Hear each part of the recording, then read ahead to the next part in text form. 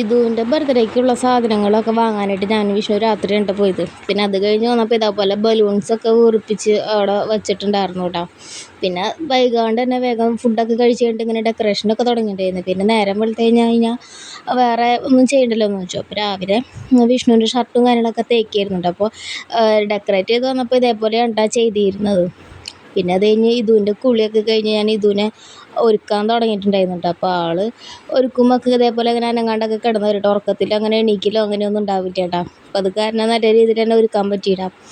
അപ്പോൾ വീട്ടിൽ നിന്ന് ആൾക്കാർ വരാനായിട്ട് എല്ലാവരും ഇങ്ങനെ വെയിറ്റ് ചെയ്തിരിക്കുകയായിരുന്നു കേട്ടോ. അപ്പോൾ അവർ വന്നപ്പോഴാണ് കേട്ടോ കേക്ക് കൊണ്ടുവന്നിട്ടുണ്ടായിരുന്നത്. അപ്പോൾ അവിടെ നിന്നായിരുന്നു കേക്ക് ഓർഡർ ചെയ്തിരുന്നത് കേട്ടോ.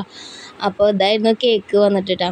അപ്പോൾ അധികം ആരും ഒന്നും ഉണ്ടായിരുന്നില്ല കേട്ടോ. എൻ്റെ വീട്ടിൽ നിന്നും പിന്നെ വിഷ്ണുവിൻ്റെ വീട്ടിൽ നിന്നും മാത്രമേ ഉണ്ടായിരുന്നുള്ളൂ കേട്ടോ. അപ്പോൾ കേക്കൊക്കെ വെച്ച് പിന്നെ ഞങ്ങൾ നേരെ കേക്ക് മുറിക്കാനായിട്ട് പോയിട്ടുണ്ടായിരുന്നു കേട്ടോ.